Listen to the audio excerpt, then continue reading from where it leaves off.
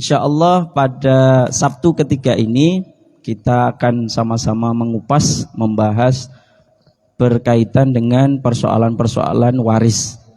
Jadi judul kita pada pengajian kali ini adalah tanya jawab seputar waris. Jadi tanpa melengahkan masa, kita persilahkan kepada Ustadz Ahmad Arif Rifan, SHI MSI, untuk bisa duduk di depan. Dipersilahkan Ustaz. Mari Bapak Ibu kita awali pengajian pagi ini dengan sama-sama membaca basmalah. Bismillahirrahmanirrahim. Kepada beliau waktu tempat kami persilahkan. Jemaah sekalian semua rahmati Allah, saya ingin mengawali sebelum masuk kepada perkara ilmu faraid untuk menguatkan kita ketika menghadapi ketetapan Allah ini. Firman Allah, "Wa ma khalaqtul jinna wal insa illa liya'budun." Tidaklah aku ciptakan jin dan manusia melainkan adalah untuk beribadah. Jadi kita diciptakan oleh Allah adalah untuk beribadah. Maka itu sangat jelas bagi kita. Kita ini adalah untuk ibadah.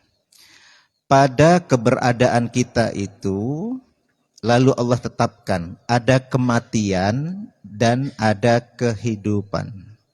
Untuk apa kita merasakan hidup dan mati? Di dalam surat Al-Mulk Allah jelaskan, "Alladzi khalaqal mauta wal hayata liyabluwakum ayyukum ahsanu amala." Jadi kita merasakan hidup dan mati itu untuk diuji. Hidup saja itu diuji. Sekarang pertanyaannya, ujiannya apa saja? Di dalam surat Al-Anbiya, ujiannya itu hanya 2, Bapak Ibu. Hanya 2. Kalau saya bacakan ayat ini, pasti bapak-bapak, ibu-ibu pasti bisa melanjutkan. Karena jenengan para penghafal kan? Kullu nafsin, nah pasti hafal kan? Setiap yang bernyawa pasti akan merasakan lanjutannya. Kullu nafsin za'iqatul maut. Wa nabluukum bisyarri wal khairi fitnah. Dan kami menguji kalian dengan perkara-perkara buruk dan perkara-perkara baik. Jadi 2 itu ujiannya Bapak Ibu. Makanya di antara kita ada yang merasakan sakit, ada yang merasakan sehat, ada yang merasakan kurang, ada yang merasakan lebih. Begitulah seterusnya. Nah, di mana kita ditemukan tadi liyabluwakum. Itu lafadznya dari kata bala yablu. Di dalam ayat ini ya, wa nabluukum dari kata bala yablu. Bala artinya diuji kita itu.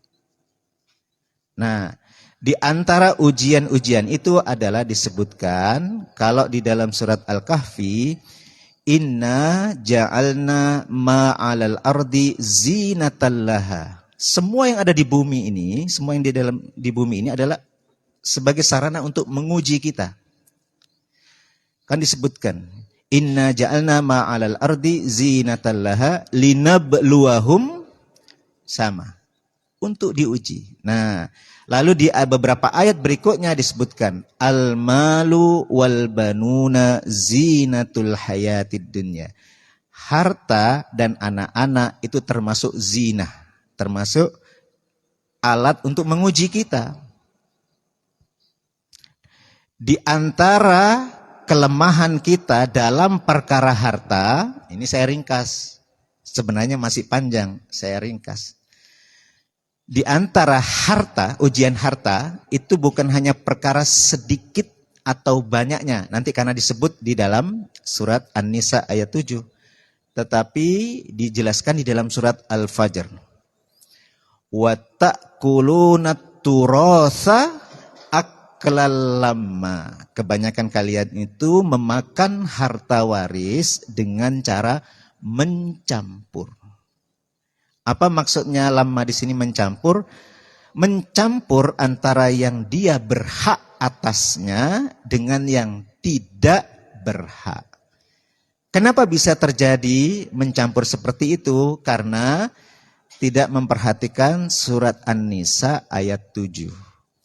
Lirrijali nasibum mimma tarakal walidani wal aqrabuna walin nisa'i nasibum mimma tarakal walidani wal aqrabuna mimma qalla minhu aw kathura nasiban mafruḍah. Bagi orang laki-laki itu telah ada bagian yang ditetapkan oleh Allah dari apa-apa yang ditinggalkan oleh ibu bapaknya, ini kedua orang tuanya, dan juga dari kerabat-kerabatnya. Sehingga seseorang itu dapat warisan tidak mesti dari kedua orang tua, kadang bisa dapat warisan dari kerabatnya. Contohnya, dari saudara kandungnya bisa dapat.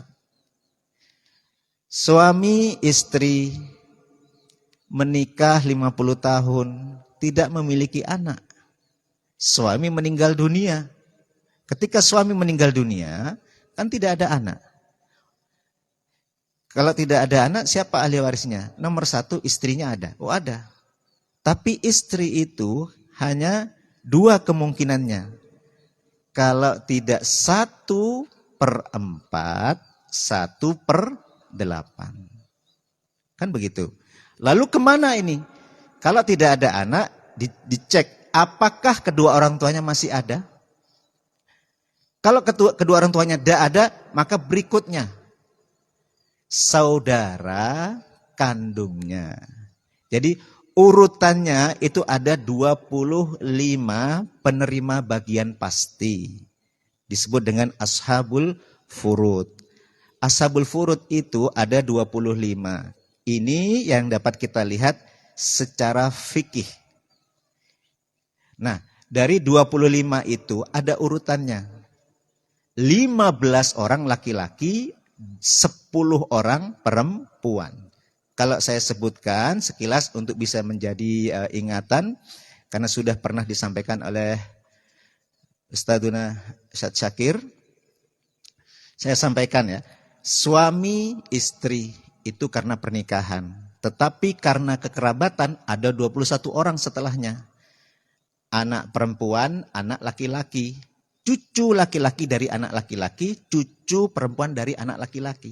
Kemudian ayah, kemudian ibu, kemudian nenek dari jalur ibu, kemudian kakek dari jalur ayah, nenek dari jalur ayah. Kemudian saudara kandung laki-laki, kemudian saudara kandung perempuan. Kemudian saudara laki-laki seayah, kemudian saudara perempuan seayah. Kemudian saudara laki-laki seibu, kemudian saudara perempuan seibu. Kemudian keponakan laki-laki, anak laki-laki dari saudara kandung laki-laki. Kemudian anak laki-laki, anak dari saudara laki-laki seayah. Kemudian paman. Paman itu yang pertama adalah paman yang merupakan saudara kandung laki-laki dari ayahnya. Kemudian berikutnya adalah paman yang merupakan saudara laki-laki seayah dari ayahnya si mayit. Kemudian sepupu laki-laki anak dari pamannya yang laki-laki itu. Yang saudara kandung dari ayahnya. Kemudian sepupu laki-laki anak dari pamannya yang merupakan saudara seayah dari ayahnya si mayit. Baru, itu kan sudah 21. Baru yang 2 adalah mu'tik dan mu'tiqah. Itu secara fikih memang ada, tetapi saat ini sudah tidak ada. Nah, baik, itu urutannya, gambarannya. Nanti bisa kita lihat sambil praktek ya. Berikutnya, kan sebagai pengantar, mungkin nanti bisa langsung tanya jawab. Harta Bapak Ibu, jadi ketika seseorang meninggal dunia, sisa rizki yang ditinggalkan itu sejatinya kembali kepada pemberinya. Kembali kepada Allah. Sehingga harta itu ada dalam otoritas hukum Allah. Itulah faraid. Dinamakan faraid karena Rasulullah yang memberi nama. Di dalam hadis dari Abdullah bin Abbas radhiyallahu anhuma, Rasulullah sallallahu alaihi wasallam diriwayatkan beliau bersabda, hadis riwayat Bukhari Muslim, Alhiqul faraidha, nah itu faraid bi ahliha fama baqiya fahuwa li aula rajulin zakarin. Berikanlah, tunaikanlah itu bagian-bagian yang telah ditetapkan itu, yang bagian-bagian yang telah ditentukan. Baik, kita lanjutkan nggih. Ketika seseorang itu meninggal dunia, hartanya itu ada dalam otoritas hukum Allah. Hukum yang mengaturnya itulah disebut nanti dengan faraid. Karena Rasulullah lah yang menamainya. Di dalam riwayat yang lain, meskipun ini, saya kalau berbicara di sini ada Ustadz Syakir, saya khawatir kalau sampai saya menggunakan hadis lemah nanti ketahuan sama beliau. Jadi saya harus jelaskan dulu, ini hadis yang ditaklik. Nah, itu harus supaya aman. Nanti saya ditegur sama beliau. Ta'allamul faraidah wa'allimuha. Ini sudah ada kata ilmunya. Ta'allamul faraidah, kata ta'allam itu menunjukkan sudah ada kata ilmunya. Ta'allamul faraidah wa'allimuha fa innahu nisful ilmi wa huwa yunsa wa huwa awwalu syai'in yunza'u min ummati. Ini hadis riwayat Ibnu Majah, tapi ini ada taklik pada sanadnya. Sehingga dinyatakan lemah. Tetapi ini dikuatkan oleh beberapa riwayat yang lain nantinya. Mana yang saya bacakan barusan, pelajarilah oleh kalian faraid itu dan ajarkanlah, karena sesungguhnya dia itu adalah setengah dari ilmu dan dia akan dilupakan dan dia termasuk perkara-perkara pertama yang akan diangkat dari umatku. Dalam riwayat Abdullah bin Mas'ud radhiyallahu an itu disandingkan dengan belajar Al-Qur'an. Ta'allamul Qur'an wa 'allimuhun nas wa ta'allamul faraida wa 'allimuhan nas.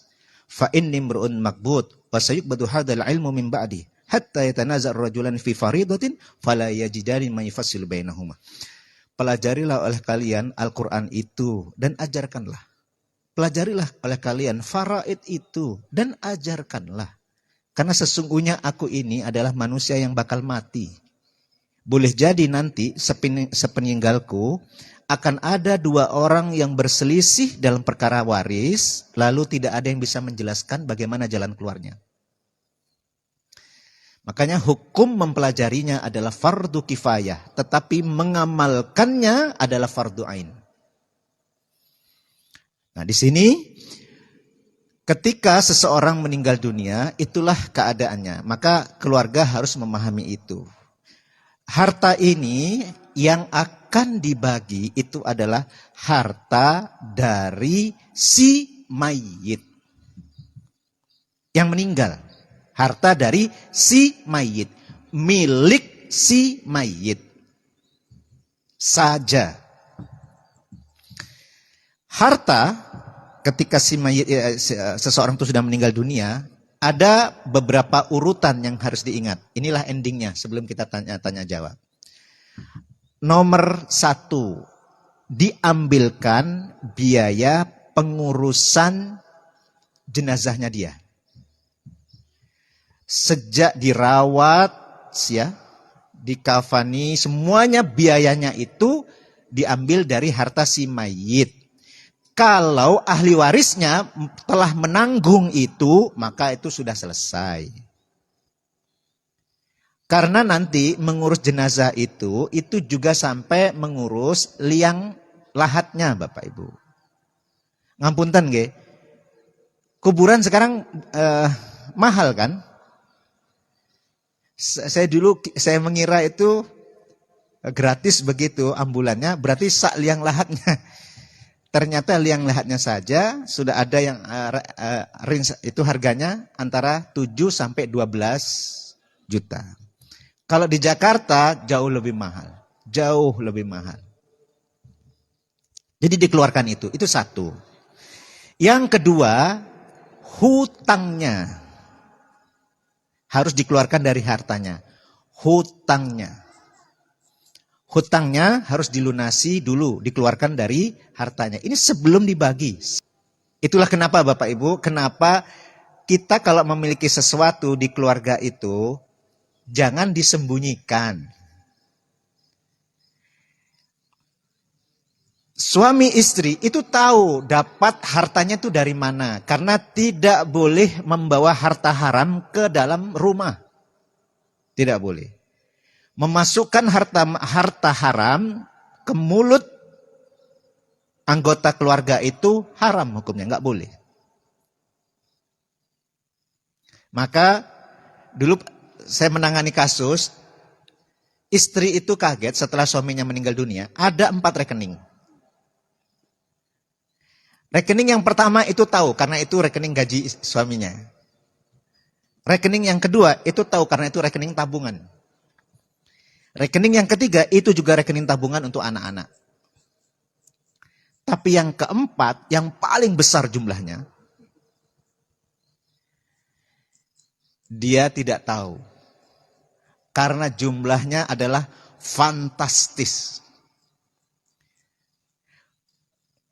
Ini ditakdirkan istri ini, Masya Allah, salihah, sehingga, dan anak-anak mereka itu baik sekali. Ketika ditanyakan kepada anak-anak, anak-anaknya sudah bekerja, ada 4 orang, tapi saya tidak menyebut nama loh. Kalau ada kesesuaian saya tidak tahu. Kalau ada kesesuaian saya tidak tahu, saya tidak menyebut nama. Nak, kamu tahu ini? Yang sulung, tidak tahu. Demi Allah tidak tahu. Yang kedua ditanya, tidak tahu semuanya. Ditanya kepada saudara-saudara si suami. Tidak tahu, tidak tahu. Karena kalau melihat dari apa yang dilakukan suami, itu sudah lebih dari cukup untuk gajinya, untuk tabungannya, sudah semuanya. Tapi ini dari mana? Sudah ditanyakan, nah, makanya setelah itu beliau menanyakan, bagaimana caranya kami selamat dari ini? Disedekahkan. Di antara nasihat yang disampaikan kepada beliau adalah disedekahkan. Beliau tidak tanggung-tanggung, disedekahkan semuanya. Isinya lebih dari 6 miliar. Kita tidak tahu Bapak Ibu. Kadang kita kan gitu, kalau pegang sedikit kayak gak bisa menahan uang itu. Tapi kalau megang banyak sekali, kita bingung mau diapain. Kita tidak tahu. Nah, itulah di antara kejadian-kejadian itu, maka kita saling terbuka, tahu satu sama lain tentang apa yang kita dapatkan. Nah, kenyataan begitu, sering terjadi begitu. Tapi kadang-kadang ada yang tidak terduga kan? Kadang-kadang ibu-ibu itu pandai sekali menabung. Ibu-ibu itu pandai sekali menabung. Sehingga itu terkejut. Ternyata tabungannya banyak. Dan itu memang benar karena ibu-ibu itu pandai menghemat. Bapak-bapak lebih hemat. Saya biasanya begini, supaya kita bisa saling mereview di antara kita. Baik, nah, jika simpanannya itu emas, kita saling terbuka dan biasanya kita begitu melewati haul, itu pakai kalender hijriah ya. Karena kita pakai komariah kalau menghitung itu. Karena hitungan itu lebih cepat. Begitu nisabnya sudah sampai, kemudian sudah lewat haulnya, ya dikeluarkan 2,5%. Tabungan juga begitu. Nah, ketika selama hidup itu kita tuh hafal hitungannya itu kapan kita mengeluarkan zakat. Lalu di akhir hayat pemilik harta ini, si suamikah atau si istrikah atau si anakkah itu ya. Kalau sudah biasa begitu, ya, sudah biasa, qadarullah dia mengalami ujian Allah, sakit berbulan-bulan. Nah, kalau kita ingat, oh iya, itu belum dizakati, belum dikeluarkan zakatnya. Dikeluarkan dulu zakatnya. Dikeluarkan dulu zakatnya. Tetapi Kalau status harta itu belum sampai nisab, belum juga syarat-syaratnya terpenuhi semuanya ya, maka itu tidak perlu dikeluarkan zakatnya. Nah, apa yang harus kita lakukan? Nah, ini yang pertama terhadap harta. Nah, setelah tadi ya, hutang, zakat, kewajiban-kewajibannya itu selesai, yang berikutnya adalah dicek. Adakah wasiat? Wasiatnya ada atau tidak? Kalau di dalam Al-Quran kan disebutkan di dalam surat An-Nisa. Mimba diwasiyati yusina biha audain. Mimba diwasiyati tusuna biha audain. Itu kan wasiat disebut dulu. Tetapi dalam prakteknya membayar hutang didahulukan Bapak Ibu. Karena membayar hutang si mayitnya itu membayar hutangnya hukumnya wajib. Tetapi si mayit berniat baik untuk dirinya bisa bersedekah, bisa wakaf, itu adalah sunnah baginya. Maka yang wajib didahulukan. Sahabat Rasulullah SAW itu semangat ininya, bersedekahnya itu sangat besar, Bapak Ibu. Sehingga ya seperti itu, sampai ada yang menanya, afa atasaddaqu bisulusai mali? Ya, bolehkah aku ya Rasulullah kalau aku bersedekah dengan 2/3 hartaku? Gak boleh. Kalau dengan setengahnya ya Rasulullah, la, kata Rasulullah, tidak boleh. Kalau sepertiganya ya Rasulullah, baru Rasulullah membenarkan. Ya, as-sulus kathir. Ya, sepertiga itu sudah banyak. Karena ini yang diingatkan, innaka antazaro warasataka aghnia. Nah, sesungguhnya kamu meninggalkan ahli warismu dalam keadaan cukup itu adalah lebih baik bagimu daripada kamu tinggalkan mereka dalam keadaan ya takaffafunan nas, meminta-minta kepada manusia begini gitu. Ini syaratnya kenapa nanti kalau kita berwasiat tidak boleh lebih dari 1/3 harta. Oke. Nah, ini sebagai pengantar. Jadi misalnya ya, saya tampilkan masalah lebih kompleks sebelum kita tanya jawab. Suami istri, ini kompleks, lebih banyak. Ketika suami meninggal dunia, istri hidup. Anak ada 5, 3 laki-laki, 2 perempuan. Ketika suami meninggal dunia, ayah ibunya hidup. Istri hidup, anak 5 hidup. Saudaranya 2, laki-laki semua, hidup. Pertanyaannya, berapa istri, berapa anak, berapa ibu, bapak, berapa saudara kandung laki-laki 2? Saya kasih gambar. Istri karena ada anak 1/8. Kedua orang tua masih hidup, itu kedua orang tuanya si suami, ayah ibunya. Karena ada anak, maka wali abawaihi likulli wahidim minhumas sudusu. 1/6. Bapaknya dapat 1/6, ibunya juga dapat 1/6. Masing-masing, bukan 1/6 dibagi 2. Masing-masing. Itu kan pernah ada seorang istri, itu jujur bukan karena apa-apa, karena memang tidak tahu. Bapak ibu dapat, gitu menanyakan. Bapak ibu dapat, dia nanya. Biarpun tua, itu tetap dapat. Dikira tua gak suka harta. Maka ditanyakan, Bu, jenengan kenapa memilih almarhum? Ya almarhum baik, almarhum itu bertanggung jawab, almarhum itu disebut semuanya. Jenengan tahu yang membuat almarhum baik, bertanggung jawab, itu kedua orang tuanya. Jenengan mengambil sudah jadi. Yang menjadikan baik, soleh itu kedua orang tuanya. Itulah kenapa doanya saja itu mengalir kepada kedua orang tua. Baru paham, itulah keadilan Allah. Sekaligus untuk mengobati kesedihannya. Gak ada dari kita ini Bapak Ibu. Kalau bagian dibilang belahan hati kita itu diambil, pasti bersedih. Karena itu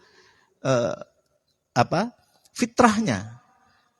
Biarpun kita itu tua, kalau kita itu kehilangan anak, tetap bersedih. Karena kasih sayang orang tua, cintanya orang tua kepada anak, jauh lebih besar daripada cintanya anak pada orang tua. Itu terbukti. Orang tua itu dititipi seperti saya 10 anak. Itu sanggup. Tapi satu anak dititipi satu orang saja belum tentu sang. Itu terbukti. Semuanya bisa mengakui. Itulah ujian kehidupan. Nah, mari kita lihat. Tadi istri 1/8. Ayah ibu masing-masing 1/6. Anak laki anak perempuan itu mendapatkan asobah bil ghair, sisanya. Tapi sisanya nanti itu dibagi di antara mereka dengan komposisi 2:1.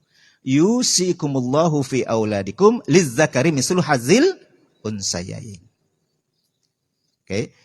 Jadi setiap anak laki-laki dihitung 2, 2, 2, 2. Kan 3. Anak perempuan dihitung 1, 1, 1. Berarti 6, kan itu. 2, 2, 2 kan 6. Tambah 1, 1 kan berarti 8. Nanti sisanya itu dibagi 8. Setiap anak laki-laki dapat 2 bagian. Anak perempuan dapat 1 bagian. Saudara kandung si suami terhijab oleh keberadaan ayah sama keberadaan anak laki. Apa yang boleh bagi saudara ini? Pemberian menurut kerelaan dari para penerima bagian pasti. Ayah ibunya itu kan penerima bagian pasti. Istrinya itu penerima bagian pasti. Anak-anaknya itu penerima bagian pasti. Maka setelah nanti tahu bagiannya masing-masing, itu disarankan sesuai dengan surat An-Nisa ayat 8. Jika saat pembagian itu hadir, nah itu di antara kerabatnya juga hadir, disarankan oleh Allah untuk memberikan pemberian menurut kerelaan. Kalau relanya ngasih 100 juta, ya kasih 100 juta. Jarang. Iya sih 100 juta jika warisannya 6 miliar. Oh miliaran. Makanya saya kalau ngasih contoh sekarang pakai miliar terus. Sambil berdoa ya Allah. Baik Bapak Ibu. Inilah gambarannya. Oh ya saya tambahkan sedikit. Kenapa 2:1 itu? Hikmahnya begini Bapak Ibu. 2:1. Kakek mereka ini Bapak Ibunya kan dapat 1/6 tuh. Itu kalau sudah tua renta tidak mampu menanggung diri mereka, yang bertanggung jawab jalur laki-laki terdekat. Maka anak laki-lakinya itu menanggung. Si ibu selama belum menikah lagi, si anak saudari perempuannya selama belum menikah ditanggung yang laki-laki. Si istri itu hidup lagi kewajiban saudara laki-lakinya, Bapak Ibu, untuk menanggung. Jadi jangan mengira begini. Laki perempuan itu, laki-laki diberi 2 kelebihan itu karena dia laki-laki karena jenisnya itu. Tidak itu. Jadi begini, dia punya tuh saudari perempuan. Saudari perempuan punya. Saudari perempuannya belum menikah. Yang menanggung saudara laki-lakinya. Pokoknya perempuan itu dalam agama kita, Bu, dimuliakan. Dijaga. Wah itu kalau mau mendekati dia tuh berlapis tuh laki-lakinya yang mengelilinginya. Kalau sudah menikah, lepas itu memang. Jadi tanggung jawab setelah pernikahan 40 tahun, suami dari saudari perempuannya itu meninggal dunia, suaminya. Tidak punya anak laki-laki, dia punyanya anak perempuan saja. Siapa yang menanggung itu? Saudara laki-lakinya. Jangan sampai mengemis itu. Berdosa yang laki-laki. Lah kita ini, saudara laki perempuan, sudah sama-sama usia 60 tahun. Oh enggak mungkin sama, kecuali kembar. Gitu, sama-sama seperti itu.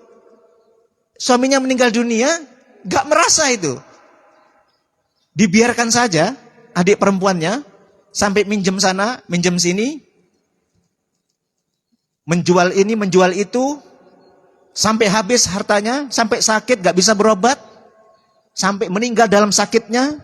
Wah, itu saudara laki-lakinya berat nanti. Jadi itu hikmahnya. Dan ibu-ibu gak usah iri. Kalau iri berarti harus iri juga sama tanggung jawabnya. Itu yang tidak diceritakan. Yang kurang diberi, yang kurang disampaikan. Bahwa tanggung jawabnya itu selama hidup Bapak Ibu, selama hidup. Makanya nggak ada saudara kandung itu bertengkar, nggak ada harusnya, harus selesai. Harus bisa memaafkan. Harus sayang. Kakak kepada adik, adik kepada kakak. Apakah berat? Ya berat Bapak Ibu. Orang namanya hidup ujian. Kan gitu temanya tadi di awal. Nah inilah hikmahnya, faraid akan menuntun kita insya Allah menjadi hamba Allah yang lebih baik.